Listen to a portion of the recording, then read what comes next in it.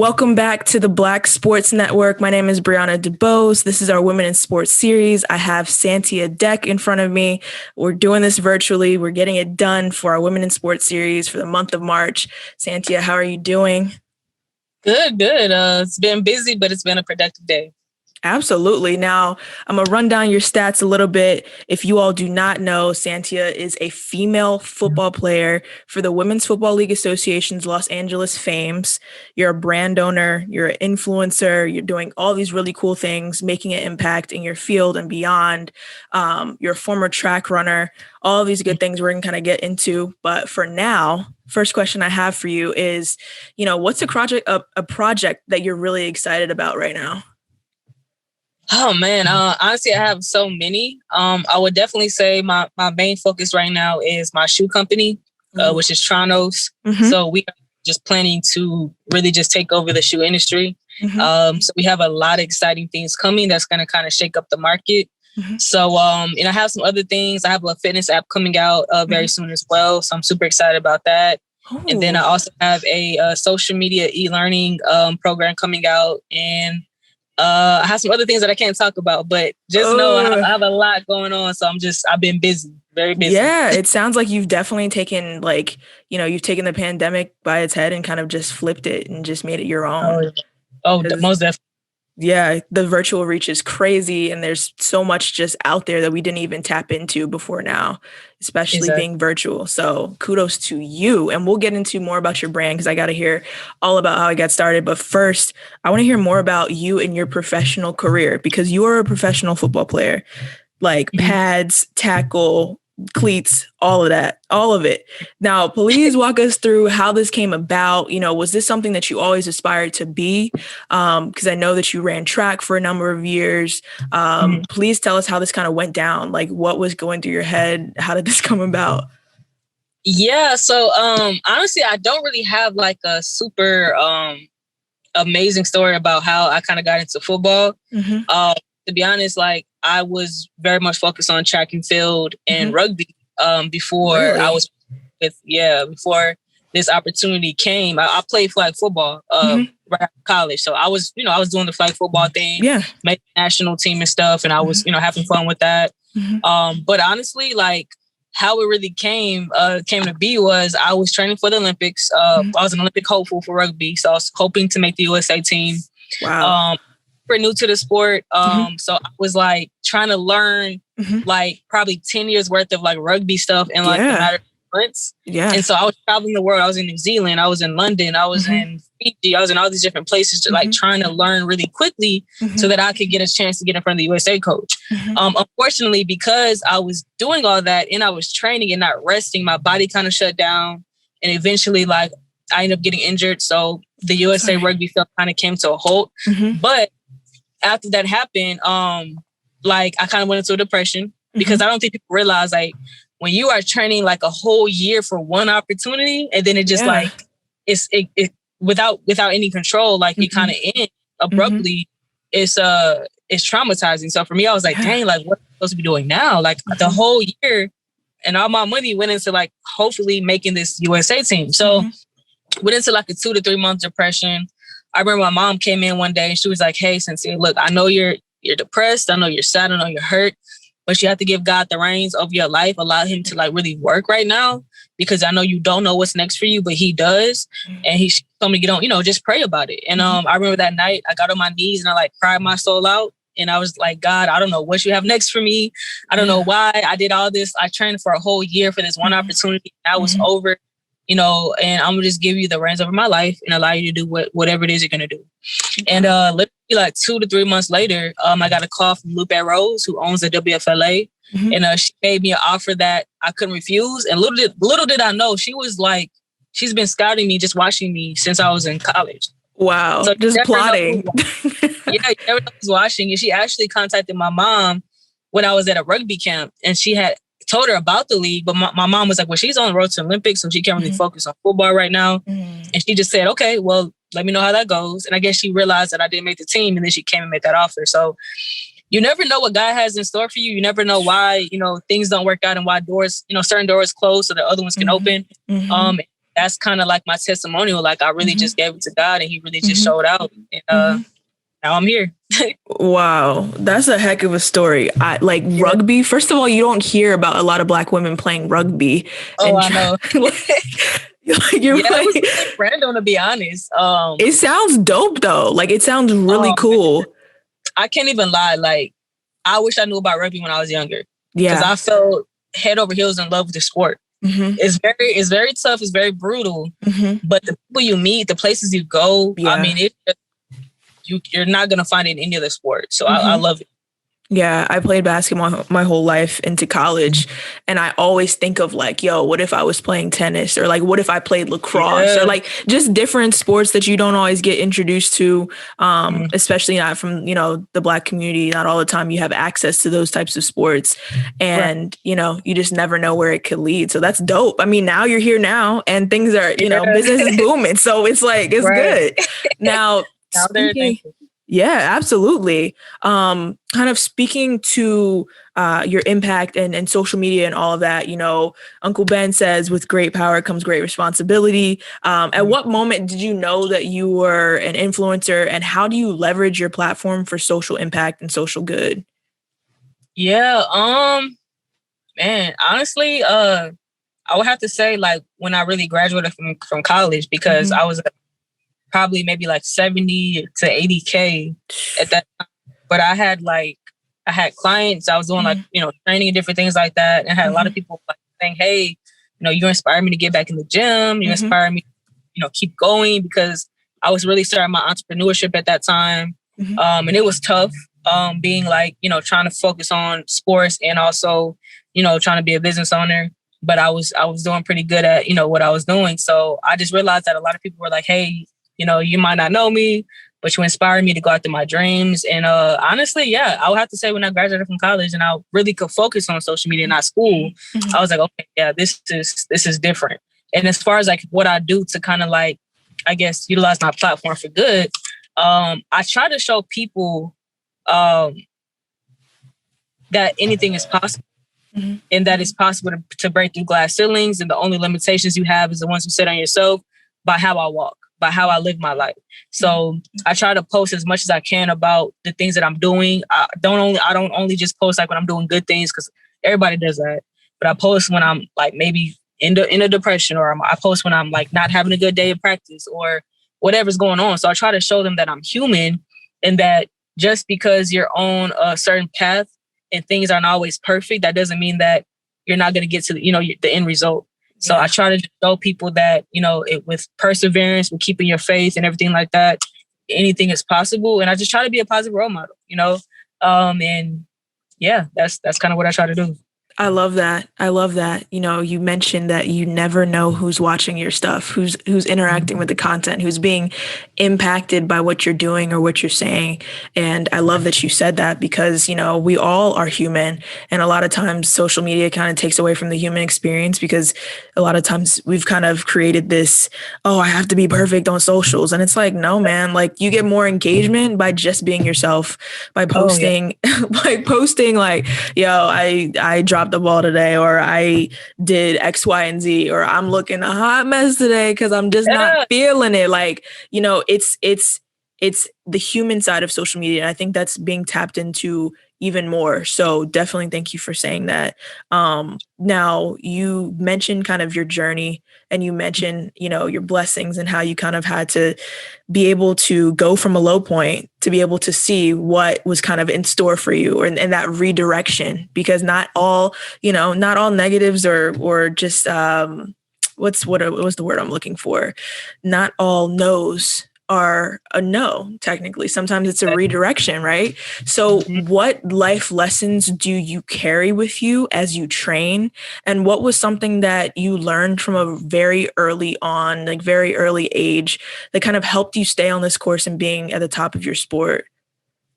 Yeah, man, I have so many. The one that sticks out the most was when I was in high school. And I remember I was running, I'm not a 400 runner, right? I wasn't a 400 runner. But I was like a 1 and 2 4x1 sprinter. I remember I was always doing well for the most part, I'll always win whatever race I was in or whatever practice, competition we had going on, I'll win. But what I would do was I would always be the last one to walk back. And I remember my coach, like, I had ran a 400, beat everybody. Again, that's not my race. So I'm over here excited, like, okay, man, like maybe I can do this or whatever. Right. So, and then I sat on the ground for a little bit or whatever. I had bent over and I was like dying. Right. And 400 is like death. It's death. Yeah, I hated it. So everybody was walking back and I was still like, just like dead. And my coach was like, Dad, come over here. And I was like, okay, why does he sound mad? I just won. Like, what? So he was like, do you want to be good or do you want to be great? I was like, I want to be great. He said, so why are you walking behind everybody if you want to be great? And I was like, Coach, I'm tired. He was like, I don't care how tired you are. If you got to crawl, if you got to roll, you should never be behind anybody. You should always be front. You should always be a leader. You should always be the first one, through the finish line and the first one, back to wherever, you're going after that. And I remember I kept that in my mind because I'm like, dang, so even when you achieve something great, that's not enough. You have to keep going. You still have to keep pushing it and pushing yourself to even, higher heights or whatever. And so I realized like being good at something is not enough. If you want to be great, you have to do what everybody else isn't doing. You have to do things when you're tired, when you're having a bad day, when, you don't know what's your, what the next move is. Like you still have to continue moving no matter what. So I kind of took that, throughout my life and I don't settle. I think that's what it taught me, to not settle for anything. If I can go higher than where I'm already at, why not? And because of that, I feel like that's why I've gotten to where I'm at now. And I'm going to teach my future children the same thing. I love it. I love it. Now, I'm interested to know, what was this transition like to football? How was that for you? You did track, you did rugby. How was it? What's your position? You run, you catch, you're doing all these different things. There's so much different coordination, plays, all of it, pads. How was that transition for you? Man, to be honest, it wasn't too hard because I'm a running back. So I'm still running. That's still my main. So it wasn't really too hard. And honestly, to this day, nobody really knows why I have the type of agility I have, because I run track. Running one way, you're not moving side to side. Right. But I think some things, is just a God-given gift, and that's all you can really say. But I was just able to really kind of fall into that, which is what you need in football. You have to be able to, move side to side. I would say the hardest thing for me was the first time I put on pass and I got hit, because I was like just coming from like a non-contact world. I was running track, so I didn't know like how to protect myself, how to give a hit or anything. And unfortunately, the coaches that I had, they didn't care about teaching me that. So I had a really bad experience. I was going home with like a swollen jaw, like sore neck, everything. And I was asking my brothers, like, is this normal? They're like, no. Right. And I'm like, okay, well, like I feel like I got ran over 3,000 times by a truck. Right. Yeah. And they were like, okay, you're not supposed to feel that bad, And I'm like, well, something's wrong. So that was like my first experience with like tackle football. And after that, I was done for a while. Then I got rugby, and now I'm back in pads. But now I've gone through rugby, so I know how to tackle, I know how to take, I know how to hit, I know how to do all these different things. And so coming from a world where I'm hitting somebody skin to skin, bone to bone, I don't think I'm gonna have too much of an issue when I get in pads again, because now I'm like, hey, I don't care. Like I know what I'm doing now. Yeah. But back then, like, what the heck? Like, what did I get myself into? But it wasn't too bad, except when I first started. Skin. I mean, I'm stuck on skin to skin, bone to bone. Like, no. It's definitely rugby is something else. Like, there's levels. Okay, that's absolutely craziness. I don't know how people do it. It's like, yeah, football's bad and you have to tackle and all. I'm like, yo, but rugby, skin to skin, bone to bone, yeah, like, straight up, no pads, no nothing. Like, you gotta have passion for it. For sure. Speaking of passion, you have tremendous passion for your brand, Tronos. Please tell us about it. What made you come up with this concept for a brand, and tell us about the creative process behind it. Why shoes? A lot of people have been giving you some fantastic feedback, shouting you out, all of that. Please tell us more about it. Yeah, so Tronos is my shoe company. We actually started with Tronos. Probably it's been about almost 3 years ago now. Wow. And it was a very much up and down process. There was times where I didn't think we were going to be able to really do it. But how it even came to be was I was a brand ambassador for another shoe company, and I was doing really well helping them sell shoes. And so one day the designer was like, hey, like, have you ever thought about doing a signature line under us? And I was like, no, but I mean, I don't mind, because I was a sneakerhead, always have been. Yeah. Like, one of my things as a kid was to have my own shoe, but I didn't think I was gonna have a company. Yeah. So So we talked about how I wanted to look, you know, all the details and everything. He sketched it up and literally got it in one try. And so I posted it, and people went crazy. They were like, oh man, like, this is amazing. I want it now. So this is only a sketch. This is only an idea. Right. So I was like, okay, let's do more than one shoe. Let's do a few colors. And so sketched up some more colors. I posted it again, and it went even crazier. Wow. And so I was like, okay, I think we have something here. And then my mom, who's also my manager, she's also the COO of Tronos. She was like, let's just do a company. Right. And why not?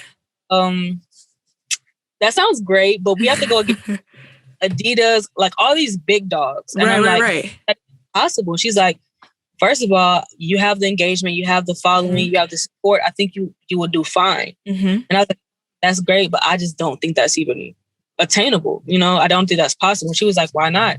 And I was like, Mom, we've never had a shoe company. Like, what? She was like, but we can do it. And so I remember, you know, my mom was like, just think about it or whatever. And I remember I just kind of prayed on it. And I remember, like, I had this thought, and I was like, okay, what if it does work?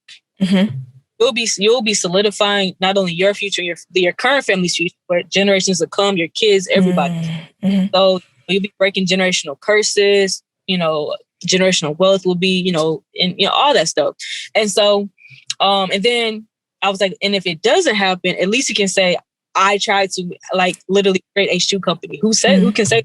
And so, you know what? I'm gonna just do it. And I just said, F it. And I jumped and we did it. And luckily, the designer that created my shoes, he's also obviously the creator for my line now, or my company now. But he had worked with all of, like, pretty much the major shoe companies. So he helped us with, like, the process of getting it started, the business side, the people side. So we were just in a really, really good situation. That's all I can really say. But that's how it came to be. You know, I was doing well selling somebody else's shoes, and they was like, let's do more than that now. Wow. So, that's crazy. There's always that what if, you know, and once you get to that what if, you're halfway there, because then it's just like, all right, let me just start this joint. Let me see, like, how it's going to pan out. You know, if I fail, I fail. It's cool. I started it. I know the experience, but, like, luckily for you, you know, right place, right time, and you just roll, which is fantastic. I love it. You know, I want to ask you, because this interview, kind of pivoting a little bit, this interview is going to air during Women's History Month, a month that oftentimes does not celebrate the intersections of Black women and everything that we have to offer. You know, as a Black woman, excuse me, with many intersections, when you think of Women's History Month, what do you think of the most? Man, I just think about the many obstacles we just naturally have to go through as women, and then the fact that we're Black, and how much more of a struggle and uphill battle we have to go through. But I think about the women, honestly, that have broke through those glass ceilings, like the Serena Williams and like the Naomis and like the Flojos and all these other, the soccer team, women's soccer team, and just people that have done things that we were probably told many years ago we would never do. So I think about just all of the things that we're currently achieving now as women playing, you know, women that are coaching the NFL, the NBA, that are in high positions now, doing just amazing things.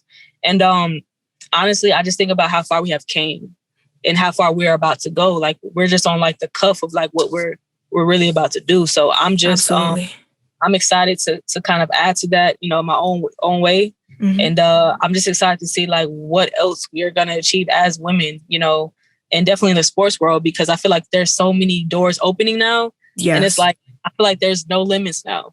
Like, I honestly feel like there's going to be there might be a woman that plays in the NFL one day, maybe even the NBA, maybe even the MLB. Like, you never know, because are really, like, stepping out of the shadows and just doing things that, again, we were told that we couldn't do. So Absolutely.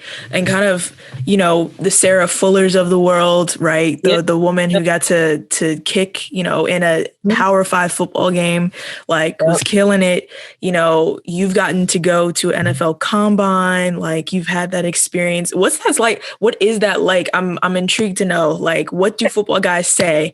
I hope they don't talk trash because, man.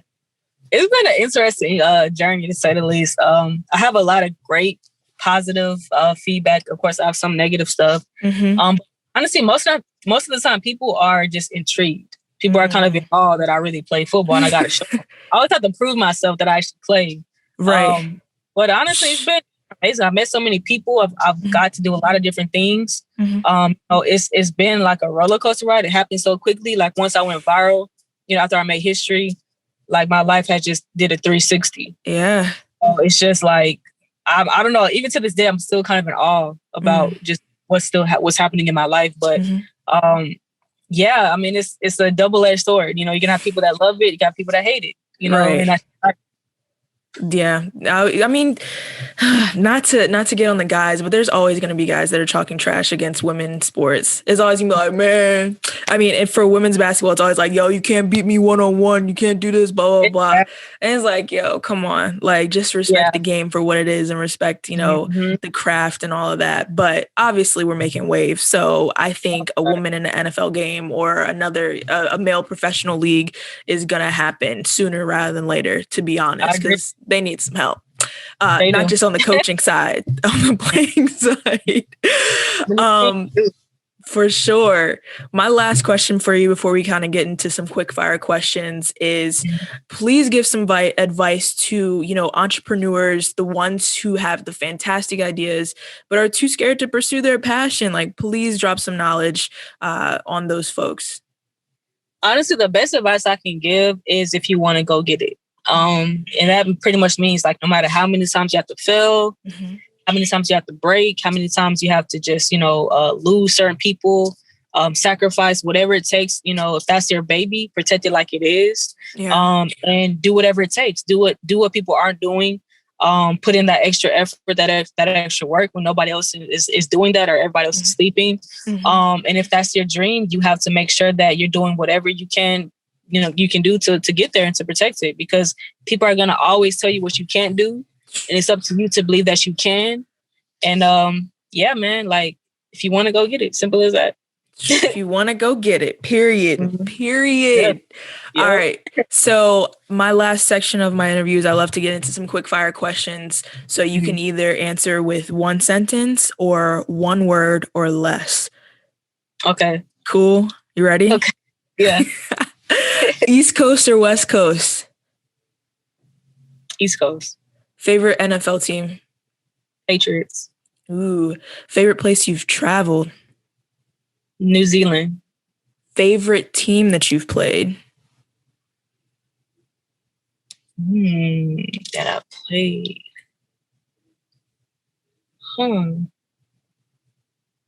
I would say the Tigers. Okay. Who's the favorite athlete of yours? Female athlete, excuse me. Okay. Ever or just now? Honestly, both. You can answer both. It's cool.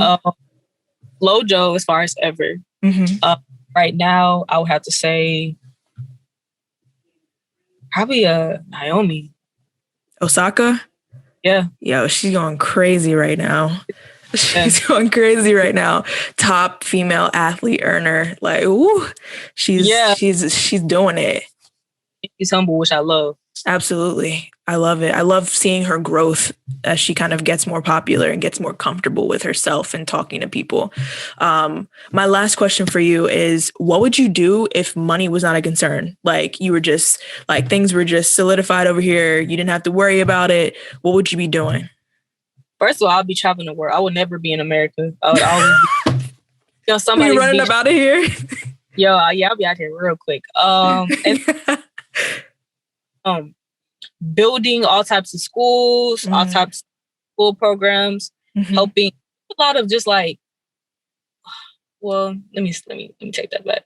Well, first of all, yes, what I just said. But I would literally just try my best to make the world a better place. And whatever that means, whether that's helping with poverty, like hunger, helping to donate to certain charities, help those certain things like wells and whatever. I would just be doing a lot of work as far as giving back, just trying to my part as a human in making the world. So access, equity, and leaving the U.S. behind and traveling the world. Yeah, exactly. Yo, that is the end of the interview. Santia Deck, thank you so much for joining us on the Black Sports Network for our Women in Sports series. You're amazing. Keep being amazing and doing phenomenal work. And yeah, that's all I got. Thanks again. Of course. Thank you. Absolutely.